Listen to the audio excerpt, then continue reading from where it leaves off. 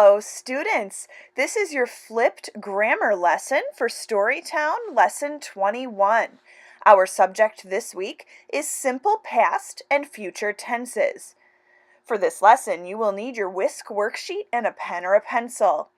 After you've filled out your name, under Unit of Study, please write simple past and future tenses.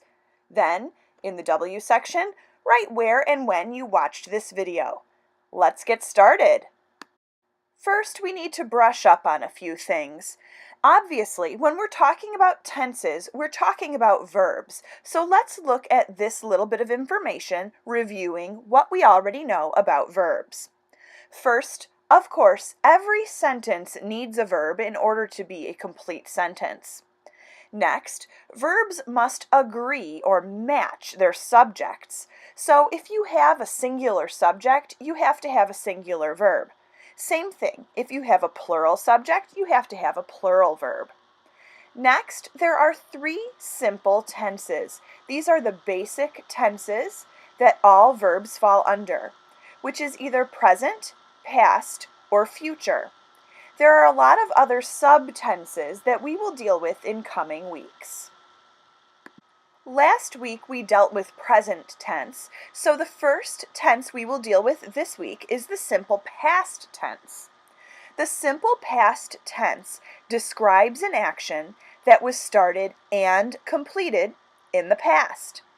Usually these verbs are pretty easy to find in a sentence because most of the time the verb ends with ed. Remember, when you have a verb that ends with a consonant y, you drop the y and add an I if the verb ends with consonant y. There are several past tense verbs that do not follow the ed rule, and so I'm going to throw a bunch of those in here just to make sure you are looking for verbs that describe an action that was started and completed in the past.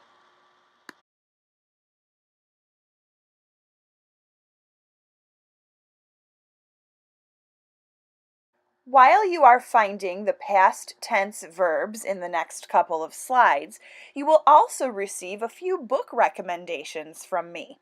If there's a title that interests you, make sure you write it down so that you can check it out the next time we have LRC. Let's take a look at this slide.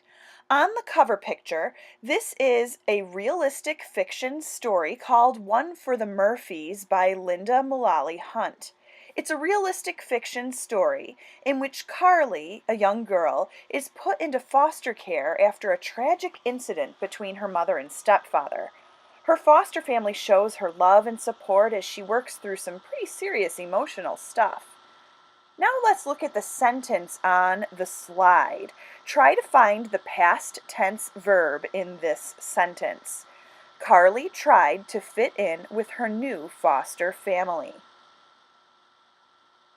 What was the verb you found in this sentence? Did you see the word tried? Tried is the past tense of try, so we had to drop the y and add an I before putting the ed suffix to form the past tense verb. Tried takes place in the past, and the action was completed in the past, so it's a past tense verb. The next book is Savvy, which is a fantasy novel in which everyone in the family has supernatural powers, and they have to try to keep their powers hidden while they sneak a ride to the hospital to visit the father who had this accident. It's a pretty exciting book.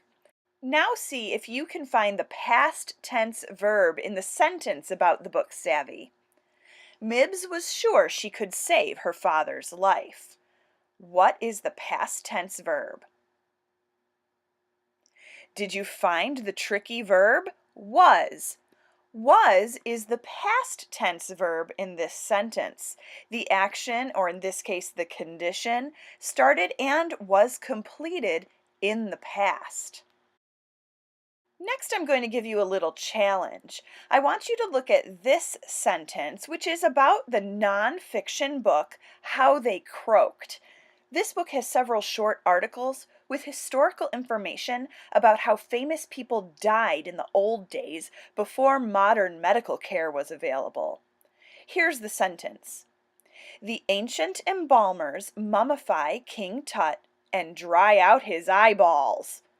Find the verbs in this sentence and turn those verbs into past tense verbs. Let's see how you do. What did you find? You should have changed the word mummify into the past tense verb mummified by dropping the Y and adding IED. Also, you should have taken the present tense verb dry and change it into the past tense verb dried, again by dropping the Y and adding IED. So, last week we practiced present tense, and just now we did a few exercises with past tense, so now we're going to move on to simple future tense. Simple future tense describes an action that will occur in the future. These are pretty easy to find because they always use one of these helping verbs. You're either going to see the helping verb will or the helping verb shall when you're dealing with simple future tense. Let's give this a try. I'd like for you to find the future tense verb in this sentence about the novel Crossover.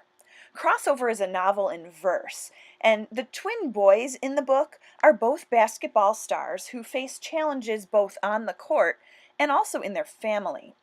Here's our sentence. Josh will compete in the championship game with his twin brother. What is the simple future tense verb in this sentence? I hope you found the verb will compete. You can find it because it does have that helping verb, will, that kind of acts as a red flag that we're dealing with the future tense. Next, I'm going to have you try to change the verbs in this sentence into a future tense verb or verbs. So let's give it a try. This book is called Black Radishes, and it's a historical fiction book about a French Jewish boy named Gustave, and he finds himself involved in the resistance against the Nazis during World War II. Here's our sentence. The community worked together to save as many Jewish people as possible. What could we change to the future tense? You could change the past tense verb worked into the future tense verb will work. So the community will work together would be in the future tense. Here we have a really excellent book called The One and Only Ivan by Katherine Applegate. And this is a fiction story, and it's told from Ivan the gorilla's point of view, but it's based on the true life story of the real Ivan. Here are some sentences I would like for you to try and find the verbs, and then tell me, are they the past, present, or future tense? Ready? Ivan spent most of his life in a cage at a mall in Washington. He takes care of Ruby, a baby elephant. In the first sentence, you should have found the verb spent, which is a past tense verb. Here, I didn't put one of those easy ed past tense verbs. I made you look for it. In the second sentence, the verb is takes, which is a present tense verb. Next, we have a mystery novel. In this book, Petra and Calder are two kids who live in Chicago, and they must use their problem-solving skills to help the FBI solve a major international crime. Now tell me whether these verbs are in the past, present, or future tenses. A famous painting disappeared. Will the children solve the mystery? In the first sentence, we have a very easy to find past tense verb, disappeared. It ends with an ed, and that's a clue that we're dealing with the past tense. Now in the second sentence, you might have been able to tell that we have a future tense verb in there somewhere. Sometimes when a sentence is interrogative or a question, the verb gets split up by the subject. So the verb in the second sentence is will solve. That's in the future tense. Now that we have practiced identifying verbs and telling whether they were in the past, present, or future tenses, I'm going to go over a few writing tips for when you use verbs in your own writing. First, it's important to keep your stories and essays in the same tense. So that means if you are writing something that happened in the past, stick to the past. Of course, one exception would be if you are indicating a change in time throughout your story. Next, when you're reading or writing, you can use context clues to tell you when a verb should be in the past, present, or future tense. And finally, try to use vivid verbs to make your writing come alive. In the next few slides, I'm going to put some boring sentences that need a more vivid verb, or else I'm going to mix and match the tenses of my verbs among a few different sentences related to the same topic. I would like for you to try to use these writing tips to fix up the sentences.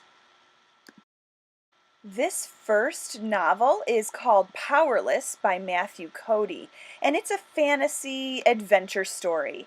The main character's name is Daniel, and he does not have supernatural powers like all the other kids his age, but he's able to help them as they try to defeat a monster who's threatening their town. Now, on the back of your whisk worksheet, I want you to show me how you improved these sentences. Maybe you needed to change the tense of one of the sentences in order to make it match the other sentence, or maybe you improved the verb by making it more lively. Daniel will move to Noble's Green, where many kids had superpowers. They lost their powers when they turned 13. On the back of your whisk worksheet, show me how you improved these sentences. The last novel in my grammar lesson / book talk today is Diamond in the Desert, and this is a historical fiction book that tells the story of a Japanese boy whose family was sent to a camp during World War II. Tetsu is his name, and he tries to take care of his family while his father is in prison on suspicion of being a spy for Japan. Now, on the back of your whisk worksheet, please show me how you would improve these sentences. Tetsu and his family will live in an internment camp in Arizona. He plays baseball with the other children. Do you need to match up the tenses of the verbs, or do you need to make one or more of the verbs more lively? Show me what you did on the back of your whisk worksheet. After you've written your sentence improvements on the back of your whisk worksheet, let's make sure we've got the S and Q sections filled in like we normally do. In the S section, please write a 5-sentence summary of what you learned from the video. Then, in the Q section, write a question you might have about something you did not understand in the video. If you have no questions, then create a test question for your classmates. As always, make sure you have your assignment completed on time and turn it in by the due date. We'll see you next week.